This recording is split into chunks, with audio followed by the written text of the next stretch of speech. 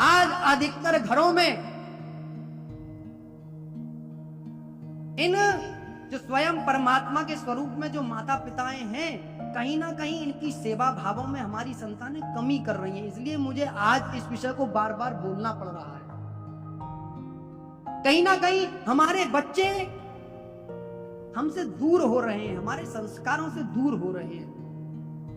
इसीलिए मैंने प्रारंभ में ही कहा था कि अपने बच्चों को इस कथा में लेकर के जरूर आना,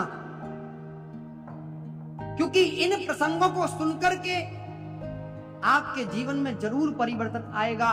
धुंधकारी अपनी मां की मृत्यु के बाद में इतना स्वतंत्र हो गया कि उसने 5-5 वेश्याओं को अपने घर में पाल लिया और 5-5 वेश्याओं के साथ में रहने लगा। अब उन वेश्याओं की पूर्ति करने के लिए चोरी डकैती करने लगा, और चोरी डकैती करते करते जब पता चली उन वेश्याओं को कि राजा के दरबार तक इसकी खबर पड़ चुकी है, राजा कुछ ही दिन में इसको गिरफ्तार करने वाला है, मृत्यु दंड देने वाला है, तो एक दिन उन्हीं वेश्याओं ने एक योजना बनाई कि ये तो मरना ही है, राजा भी इसको फांसी देगा, और राजा ने यदि इसको पकड़ लिया तो राजा के सामने हमारा नाम भी ले लेगा, तो राजा हमें भी फांसी दे देगा। इसीलिए योजना बनी कि क्यों ना हम इसकी रात में ही मृत्यु कर दे। तो आज धुंधकारी को अर्धरात्रि के अंदर उसी खाट में बांध दिया गया है और उसके मुखारविंद के अंदर, मुख के अंदर गरम गरम कोयले डाले हैं। जब भी उसके प्राण नहीं निकलते तो छाती में चाकू मारे हैं, जिससे कि उसके प्राण जल्दी निकल जाएं। बोया पेड़ बबूल का तो अंब कहां से हुए, जैसा किया था वैसा साथ में हो रहा है। अब तो महाराज धुंधकारी की मृत्यु हो गई और धुंधकारी मरने के बाद में प्रेत बन गया। प्रेत बन के पूरे घर को डराता है, पूरे गांव को डराता है, पूरे गांव में हाहाकार मचाता है। अब जिस घर में रहता था वह घर अब खंडर बन गया है। इस दृश्य को देखना कि जिस घर के आंगन में फुलवाड़ियां खिल रही थी, माता पिताओं का सम्मान ना करने के कारण से वह घर आज खंडर हो गया। उस घर में कोई रहने वाला नहीं है। जिस घर के अंदर किलकारियां गूंजती थी, स्वयं गौ मां खड़ी रहती थी, उस घर में माता पिताओं का सम्मान ना होने के कारण से आज कुछ भी नहीं है। इसीलिए धुंधकारी प्रेत बन गया और प्रेत बनने के बाद में लगातार लोगों को डराता है। उसकी मुक्ति नहीं होती, मोक्ष नहीं होता। एक दिन की बात है कि गोकर्ण जी महाराज घूम करके आ रहे थे, और जब घूम करके आ रहे थे तो सोचा आज अपने घर चलता हूं, देखता हूं घर में कोई ना कोई होगा, तो आज की रात्रि घर में ही विश्राम करूंगा। घर की तरफ जाकर के देखा तो घर खंडर है, घर में तो कोई नहीं है। तो गोकर्ण जी तो वैदिक ज्ञान ले हुए, तो गोकर्ण जी ने सोचा आज यहीं सोऊंगा। तो गोकर्ण जी जब रात्रि में सोते हैं तो गोकर्ण जी को धुंधकारी परेशान करता है, उनके सामने बार बार आता है।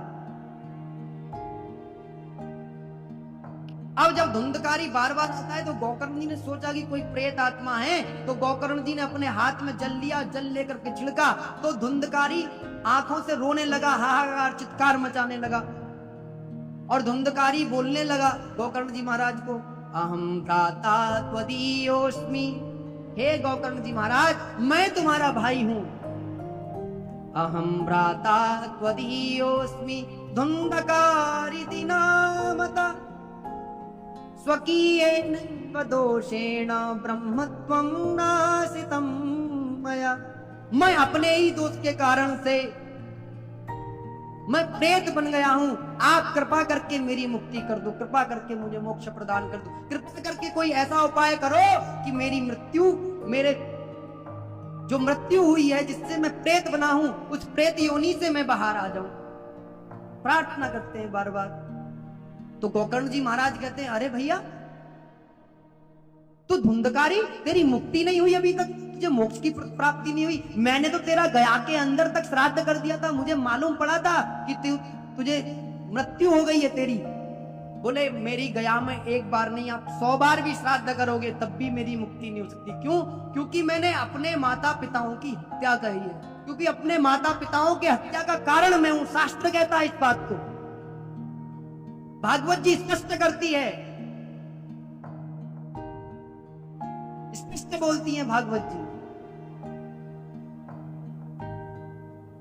कि उसकी मुक्ति संभव नहीं है, इसकी मुक्ति नहीं हो सकती,